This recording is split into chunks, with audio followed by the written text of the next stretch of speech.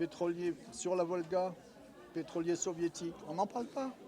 Andros Patria, et je peux en citer comme ça des dizaines et des dizaines, parce que on vit dans un procédé de totale désinformation. C'est quoi la solution alors? La solution, je l'ai proposée il y a déjà 35 ans, dans un ouvrage qui s'appelle Le pétrole qui tue, où j'expliquais qu'il fallait créer une autorité internationale sous le contrôle de l'ONU.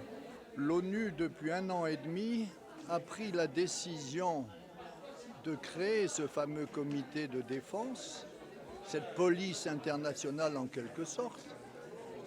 Après 35 ans, je trouve que ça a été un peu long. Aujourd'hui, les propositions que j'ai faites sont appliquées au mot à mot, à la lettre près. Parce qu'on se rend compte que c'est incontournable. Il faut faire quelque chose. Voilà, c'est l'avenir de la planète qui est en jeu. Alors oui, mais tout le monde en parle, tout le monde le dit. Mais moi, je dis c'est l'avenir biologique.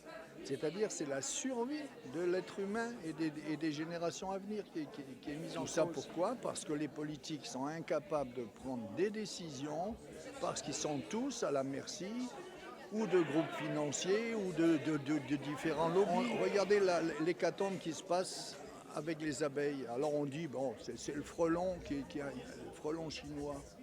Il n'y a pas que le frelon chinois. Il y a longtemps qu'on sait que les abeilles meurent empoisonnées. Bon, je vais citer Monsanto, on va dire, mais encore, c'est la faute à Monsanto. Oui, c'est la faute à Monsanto.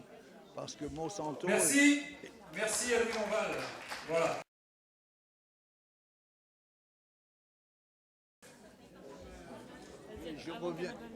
Je reviens à Monsanto. En fait, aujourd'hui, la plupart des gens parlent d'OGM et personne ne sait ce que c'est. L'OGM, c'est l'addict team. Les OGM, ce sont des plantes qui sont génétiquement modifiées. Génétiquement modifiées parce que...